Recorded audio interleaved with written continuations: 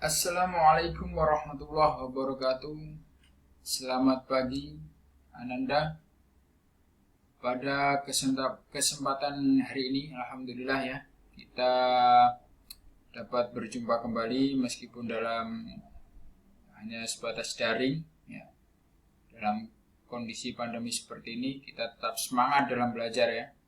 Alhamdulillah, semoga kalian di sana juga tetap selalu diberikan kesehatan. Baik, sebelum kita melakukan pembelajaran pada pagi hari ini, mari kita berdoa dulu agar apa yang kita pelajari dapat bermanfaat ya. Mari kita membaca surat Al-Fatihah, berdoa, persilakan.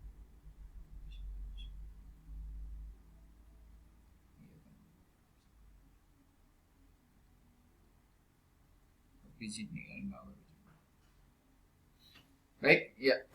Alhamdulillah. Anak-anakku yang berbahagia, ya. Pada pertemuan kali ini kita akan membahas bab menyanyikan lagu secara solo atau tunggal, ya. Nyanyi secara sendiri. Jadi kita dalam kita pertemuan kali ini kita membahas menyanyi secara solo. Ini sengaja kita pilih karena untuk membangkitkan semangat kita ya. Pertama kita harus semangat dalam belajar terlebih dahulu. Dengan insya Allah semoga dengan adanya materi menyanyi ini kita akan tumbuh ya, bangkit kembali rasa senang kita dalam belajar. Meskipun dalam kondisi yang seperti ini ya, dalam kondisi pandemi seperti ini tetap semangat ya, tetap semangat dalam belajar. Oke. Menyanyikan lagu secara solo atau tunggal. Jadi orang menyanyi itu ada yang secara grup ya, ada yang grup, ada yang solo atau sendiri gitu ya. Menyanyi solo itu sebenarnya bebannya itu lebih berat. Bebannya lebih berat karena kesuksesan dari penampilan menyanyi itu tergantung pada vokal dari penyanyi itu sendiri. Kalau grup misalnya itu kan bisa ditutupi. Nah, kalau ada kesalahan mungkin teman yang lain, penyanyi yang lain bisa menutupi. Tetapi kalau sudah sendiri itu, wah ini harus totalitas, terus vokalnya juga harus baik. Oke, kita lanjut.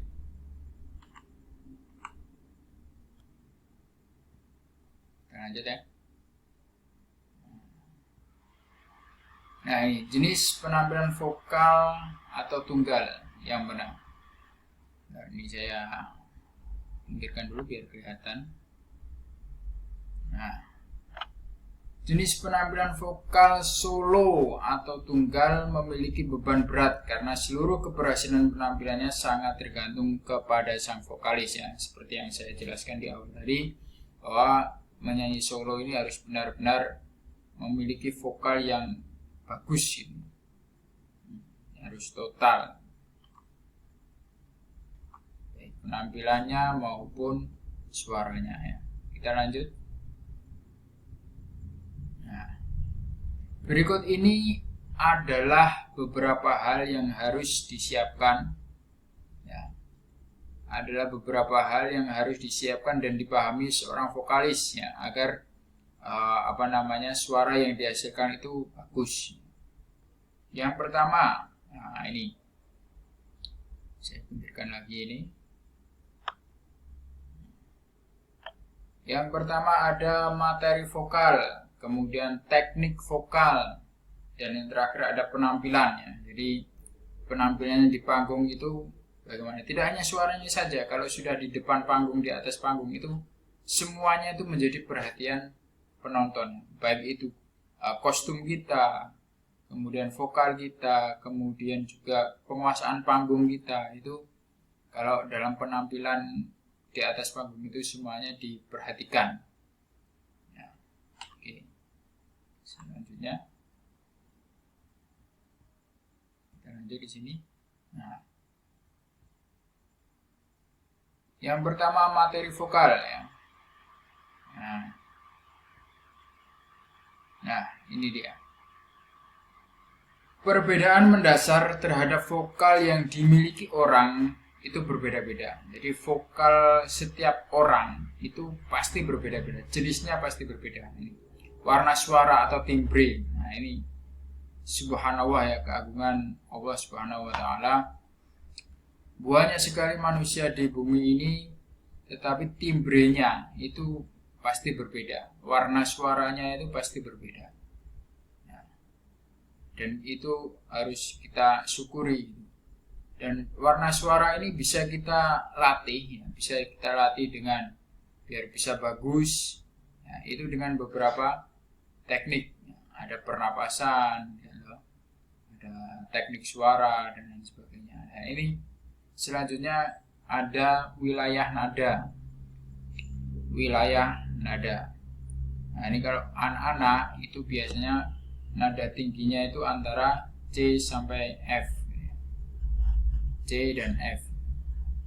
Kemudian nada rendahnya itu wilayahnya A ke F. Kemudian kalau wanita sopran wilayah nadanya C ke A sampai A. Kemudian mezzo sopran wilayahnya nadanya A ke F, alto F D. Nah, itu kalau suara wanita. Sekarang kalau suara pria itu tenor ya, tenor. Nadanya C ke A, bariton, nadanya A ke F, bass ya, suaranya ke bass. Itu biasanya dimiliki oleh pria-pria F, D ya. Biasanya suara wanita ini kuat, lebih tinggi daripada pria. Untuk nadanya itu nada tinggi. Dan ini perlu diketahui ya, pengetahuan terkait nada kita itu tingginya seberapa, rendahnya seberapa. Jangan sampai kita memaksakan. Jadi kita nggak sampai ke nada itu, tapi kita memaksakan sekuat mungkin. Ya. Itu nanti malah akan merusak pita suara. Jadi jangan sampai memaksakan. Kita harus tahu batas tinggi rendah suara kita. Oke, kita lanjut. Yang kedua ada teknik vokal. Ya, selanjutnya ada teknik vokal. Apa saja di sana? Nah, yang pertama untuk menghasilkan vokal yang bagus itu dimulai dari sikap kita. Sikap ketika bernyanyi. Apa saja sikapnya? Nah, di sini sudah disebutkan ada badan tegak dan rileks, kaki dibuka sedikit ya. Jangan terlalu merapat karena ini akan mempengaruhi sirkulasi udara di dalam tubuh kita. Jadi badan harus tegak dan rileks, tidak boleh tegang, tidak boleh nervous ya. Jadi orang kalau mau pentas gitu, sebelum pentas biasanya itu kalau dulu saya di teater itu kita meditasi dulu. Jadi menenangkan pikiran ya, konsentrasi, tarik nafas ya. Tidak boleh nervous ya, harus loss ya. Kalau anak-anak sekarang kan mengatakannya loss. Jadi harus relax ya. Kemudian berat badan bertumpu di kedua kaki dengan seimbang ya. Squat kakinya ya. Dada dibusungkan tapi tetap relax, jangan gini busung biasa saja tapi tetap relax ya. Dada dibusungkan tapi tetap relax, pandangan lurus ke depan ya, lurus. Kalau dulu biasanya ada istilah itu ambil satu titik fokus. Jadi kita ambil satu titik fokus ke depan, konsentrasi, ya.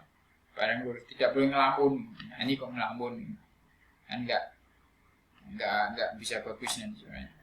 Kemudian posisi tangan rileks di samping kiri dan kanan, santai saja ya. Kalau mau berekspresi gestur tubuh, ya boleh. Yang penting badan tetap tegak. Oke, lanjut.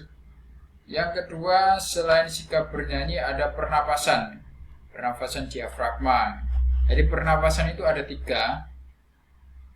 Ada pernapasan dada, ada pernapasan perut, dan ada pernapasan diafragma. Pernapasan dada itu kelemahannya kalau kita di tengah-tengah itu biasanya nggak kuat. Pernapasan dada itu cocoknya untuk nada-nada yang rendah gitu biasanya. cocok untuk dada. Tapi kalau terus dipakai pernapasan dada, nanti di akhir-akhir bahkan di tengah lagu kita nggak kuat. Ya. Terus ada pernapasan perut. Pernapasan perut itu perutnya itu dibuka berongga ya. Jadi udaranya masuk semua dan nanti vokal yang dikeluarkan tuh bisa keras, bisa lantang, misalnya bisa keras. Nah, tapi yang paling bagus itu adalah pernafasan diafragma. Bisa mengontrol, artinya yang keluar juga tidak terlalu banyak.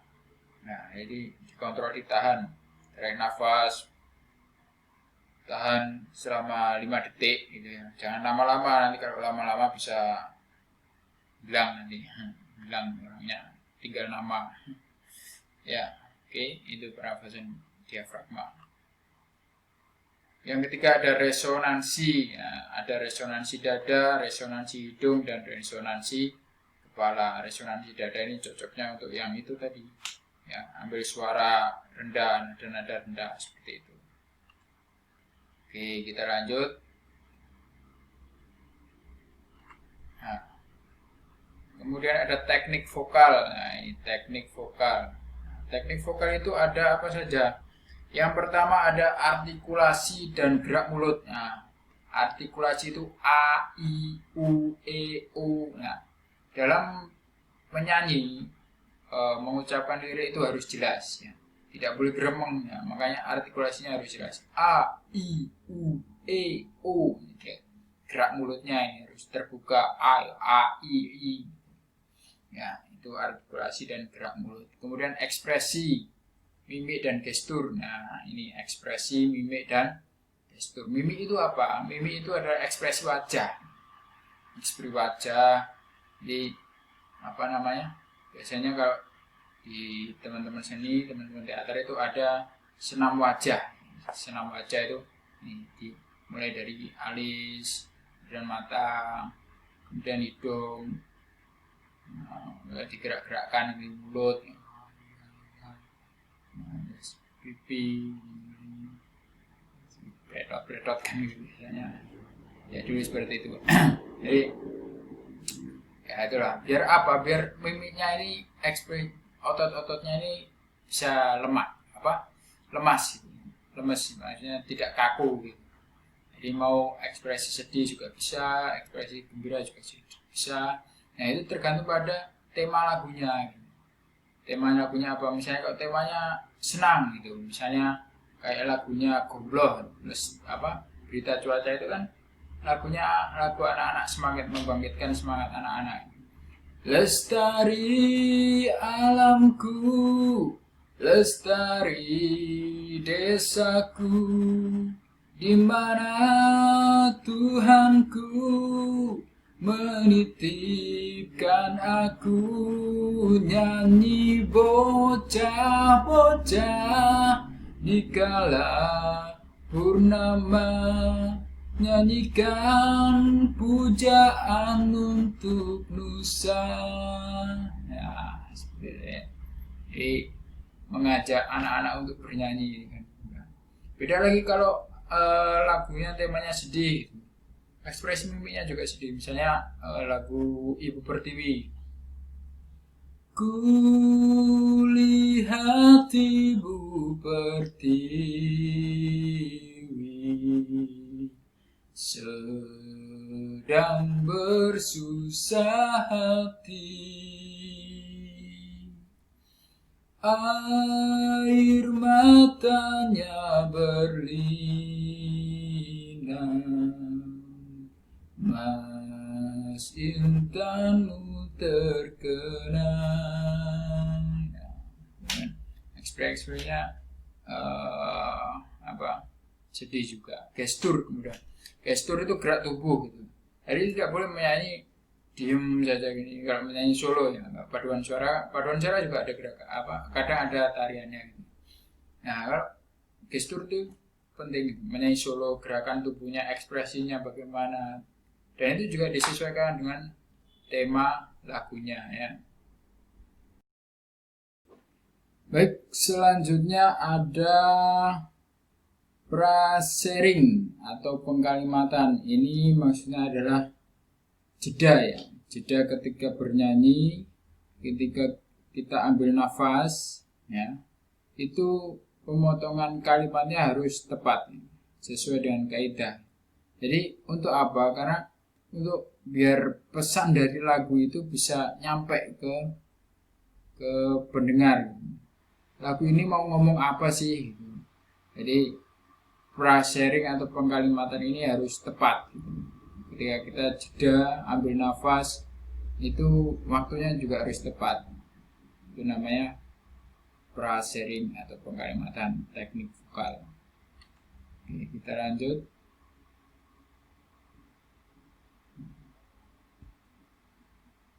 Selanjutnya, ya.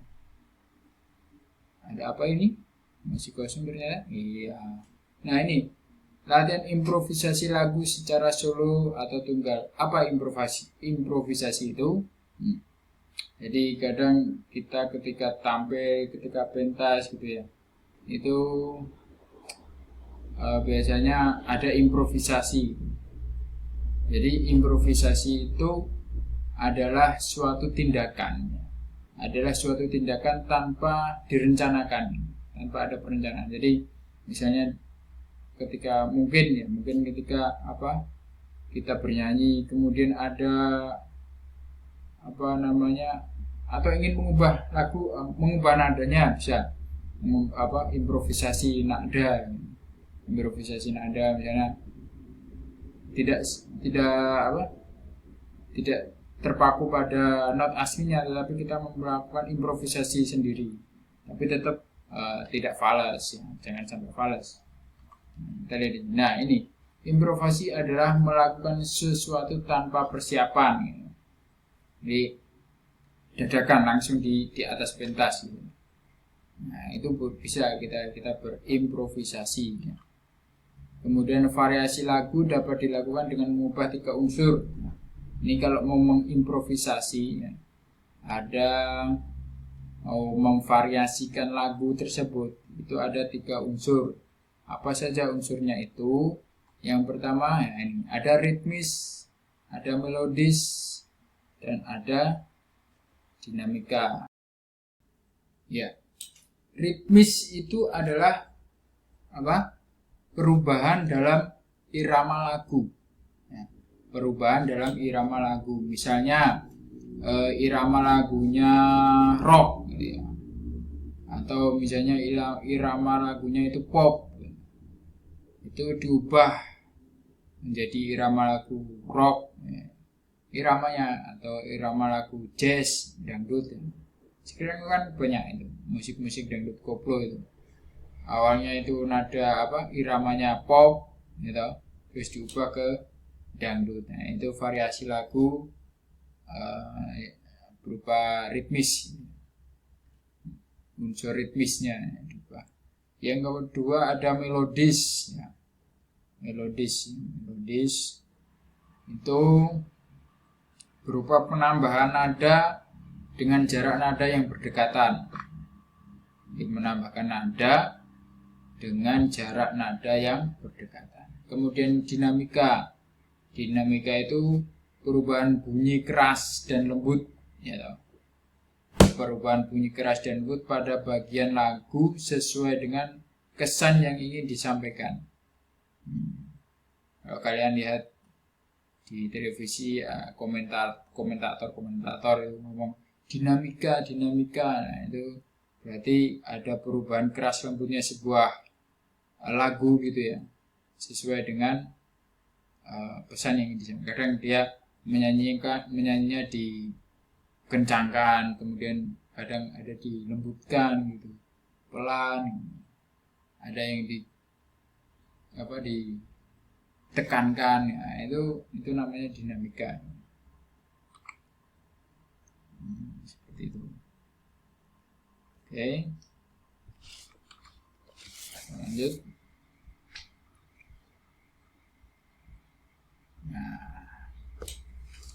Oke, itu tadi materi terkait dengan menyanyi secara solo atau tunggal ya. Jadi ada beberapa yang perlu diperhatikan dalam bernyanyi solo. Ada teknik vokalnya, materi vokalnya, kita harus tahu kapasitas suara kita tingginya sampai mana. Jangan sampai kita memaksakan suara kita. Kemudian teknik-teknik vokal, bagaimana posisi bernyanyi, pernapasan yang digunakan seperti apa. Nah, itu semuanya adalah hal-hal yang harus diperhatikan ketika bernyanyi solo ya. Baik, anak-anakku, ananda, tetap semangat belajar kapanpun dan dimanapun. Jadilah kalian anak yang soleh-soleha, berbakti kepada kedua orang tua, agama, bangsa, dan negara, dan semoga sukses selalu. Sebelum kita tutup ya, mari kita akhiri pembelajaran pada pertemuan kali ini dengan bacaan hamdalah. Alhamdulillahirrahmanirrahim. Istighfar 3 kali, astagfirullahaladzim, astagfirullahaladzim, astagfirullahaladzim. Doa kafaratul majlis, subhanaka Allahumma anta asyhadu an la ilaha illa anta astaghfiruka wa atubu ilaik. Alhamdulillahirabbil alamin.